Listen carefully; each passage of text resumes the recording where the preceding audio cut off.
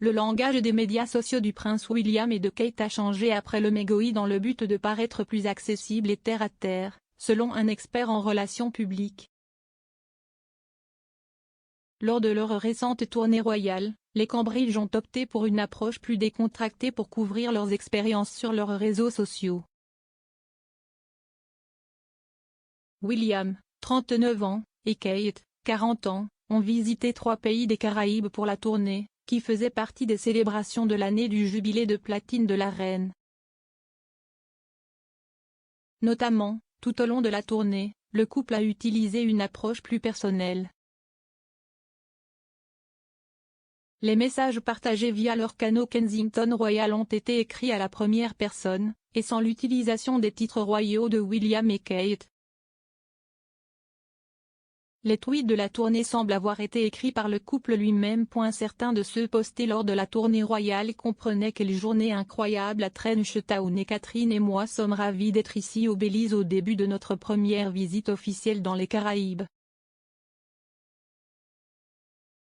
Les messages précédents partagés sur la page du couple royal faisaient souvent référence à William et Kate à la troisième personne, en utilisant les titres de HRH ou en utilisant le duc et la duchesse plutôt que par leur prénom.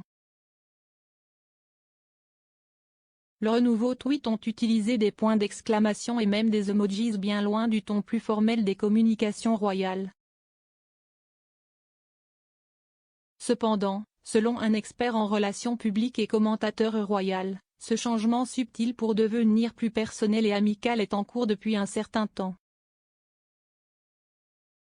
Kinsey Schofield, qui travaille dans les relations publiques depuis plus de 10 ans, a identifié le moment exact où le changement dans leur approche a commencé. Elle affirme que cela est venu après les retombées de Harry et Meghan comme moyen de qualifier les Cambridge de jeunes et cool. Madame Schofield, fondatrice du site royal toddyfordaily.com, affirme que ce changement contribuera au succès des Cambridge alors que l'avenir du monarque semble changer.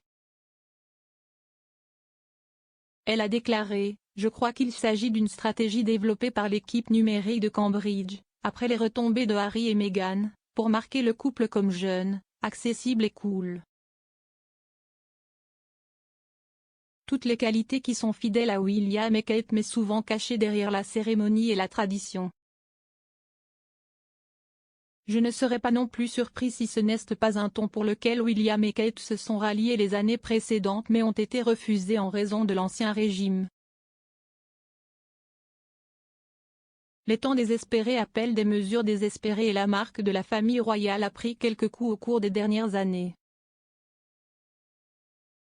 Bien que vous ne puissiez jamais imaginer que la reine ou le prince Charles s'engagent de cette manière, pour assurer le succès et la longévité des Cambridge, il devait y avoir du changement. Meghan et Harry ont quitté leurs fonctions royales il y a 2 ans pour poursuivre une vie indépendante de la société en Amérique. Elle a déclaré à express.co.uk. J'ai vu ce changement dans le langage des médias sociaux du prince William et de Catherine en juin 2021.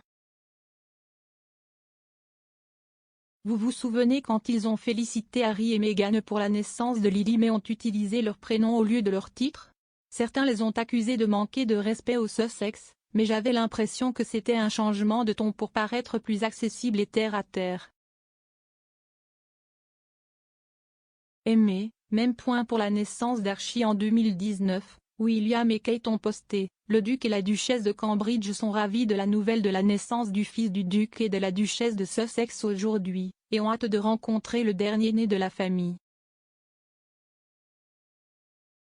Mais pour la naissance de bébé Lilibet en juin de l'année dernière, ils ont posté « Nous sommes tous ravis de l'heureuse nouvelle de l'arrivée de bébé Lily. » Félicitations à Harry, Meghan et Archie.